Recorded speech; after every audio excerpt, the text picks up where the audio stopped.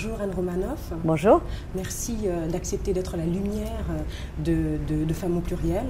En ces temps difficiles, j'ai envie de vous demander si vous autorisez toutes sortes d'humour ou est-ce que vous pensez qu'il y a des sujets qui ne doivent pas être abordés quand on est humoriste? Je pense qu'on ne peut plus répondre à cette question pareil qu'avant ces terribles événements, mais je pense que dans l'absolu, on peut rire de tout. Et il faut qu'on continue à rire de tout. Un des humoristes disait on peut rire de tout, mais pas avec tout le monde. Qu'est-ce que ça vous inspire? Ça devient un peu compliqué. Vous avez une salle avec 2000 personnes, vous n'allez pas commencer à dire mon toi, non. Moi, je fais un sketch, par exemple, où je parle de la place du Front National et je dis, ça fait une personne sur quatre, je fais 1, 2, 3, 4, je monte quelqu'un. Et il y a des fois maintenant, comme malheureusement ce parti se répand, des gens qui me font oui. Et la première fois que ça m'est arrivé, j'étais glacée. Mais après, je continue, je fais le spectacle. Et il faut essayer de faire rire tout le monde aussi. Pour moi, le rire, c'est quelque chose qui doit réunir, rassembler, et d'autant plus en ce moment. Et j'avais choisi le thème de ce spectacle, aimons-nous les uns les autres, avant les événements. Et c'est pour moi, parce que je ressentais déjà voilà, toute cette espèce de... avec la crise, mais c'est une crise économique, morale, les gens se dressent les uns contre les autres. Et je trouve que c'est important qu'on se réunisse. Et moi, ça m'a beaucoup touchée. Après ces événements tragiques, le mouvement comme ça du peuple français, des gens qui ont été dehors en brandissant des crayons, et tout d'un coup les gens se sentent unis par une forme de fraternité, et je trouve ça beau que de l'horreur puisse sortir des belles choses, quoi. Absolument. Alors, aimons-nous les uns les autres, c'est le titre de votre nouveau spectacle, on en parlera juste après si vous permettez. J'ai envie de revenir un tout petit peu sur l'écriture, car je sais qu'elle est très importante chez vous. Vous appliquez vraiment pour des textes bien faits. Est-ce qu'au moment d'écrire, vous essayez de vous dire qu'il faut faire rire sans blesser, ou est-ce que ce n'est pas quelque chose qui vous titille au moment où vous écrivez? Non, au moment où j'écris, je cherche. Déjà, il y a vraiment, quand on écrit de l'humour, il faut chercher. Après, il faut écrire le maximum d'idées, mais beaucoup.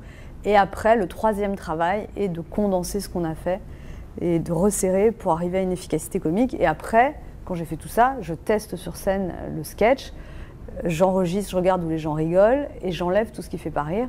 Voilà. Et après, moi, je me cale quand même sur le public. C'est-à-dire que y a des choses qui vont créer des tensions dans le public. Moi, c'est pas ce que je recherche. Après, il y a des humoristes qui font ça super bien, de créer un malaise, de reprendre derrière. Tout. Moi, c'est pas mon truc. Je suis plus dans le fait de dire des choses, mais je cherche pas à créer un malaise, quoi. Parce que quand le public est mal à l'aise, moi, je commence à m'angoisser. Enfin, je suis très paranoïaque des rires, c'est-à-dire j'ai vraiment besoin. Alors, tous les humoristes sont comme ça, c'est-à-dire on entend les rires, voilà. C'est ça, c'est bizarre d'ailleurs quand on est sur scène, on est dédoublé parce qu'on fait notre truc et en même temps on entend les rires qui viennent et qui arrivent et ça nous rassure. Si tout d'un coup il n'y a plus de rire, voilà. Après, il peut y avoir des moments un peu plus d'émotion et ça je m'en prive pas non plus. Mais je ne pense pas me mettre de limite, quoi. Après, il y a des fois j'ai des idées, je les teste sur scène et le public n'adhère pas. Donc après je ne vais pas m'obstiner à faire un sketch juste parce que moi je trouve ça marrant. Si je suis la seule à trouver ça drôle, c'est pas très intéressant, quoi. Et il y a le contraire, il y a des idées, des fois j'écris une vanne vite fait et je me dis oh, c'est pas ce que tu as fait de mieux sur la Terre. Et là les gens, waouh. Donc des fois on est hyper surpris. Et puis la sensibilité du public évolue selon l'époque, bien sûr, mais selon aussi les événements. Là, clairement, après ce qui s'est passé à Charlie Hebdo, les gens ne rient plus pareil non plus. Absolument. Donc, il faut tenir compte de ça aussi. Mais c'est aussi toujours votre force, le fait de savoir prendre le pouls, l'atmosphère du public. C'est ça, mais c'est un petit peu... c'est beaucoup de travail de changer aussi, de faire évoluer, mais c'est nécessaire. Je pense aussi que les gens viennent voir mes spectacles parce que je leur parle de la société actuelle et j'essaye de faire rire avec tous les problèmes qu'il y a en ce moment, et il y en a beaucoup, quoi. Alors, aimons-nous les uns les autres, c'est donc le titre de votre nouveau spectacle. L'Olympia, je sais, pour le 2 février, c'est complet, oui. Mais il reste quelques places au cinéma, je crois en France, Suisse, Belgique. Parlez-nous de ce spectacle et du titre surtout. Alors, donc l'Olympia, c'est le 2 février avec mon nouveau spectacle et j'étais très contente parce que ça s'est rempli très vite et maintenant l'Olympia est complet. Et du coup, le spectacle est diffusé simultanément le 2 février, donc lundi 2 février à 20 h dans 148 cinémas. En France, en Suisse, en Belgique, on peut déjà réserver ses places. Et donc les gens seront comme au spectacle, en fait, ils vont s'asseoir dans la salle et ils vont assister au spectacle. Et c'est la première fois que je fais ça et je trouve ça assez excitant. Ça me donne un challenge plus fort que si j'avais juste le spectacle à l'Olympia.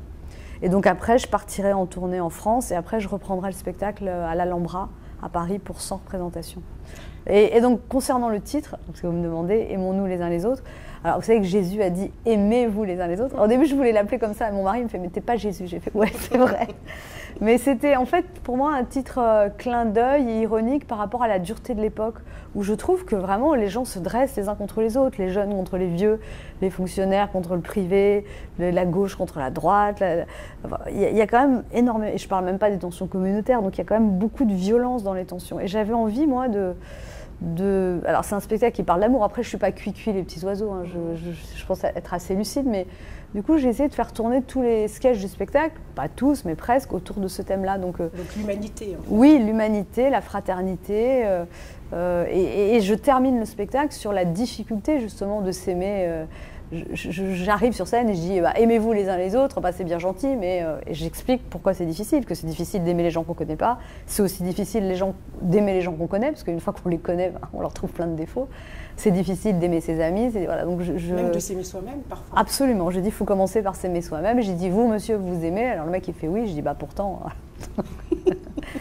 Donc voilà, je tourne autour de ça, mais c'est un peu la thématique qui sous-tend tout le spectacle, quoi. Alors, on va quand même finir sur une note positive. Que peut-on vous souhaiter en ce début d'année, Anne Romanoff ?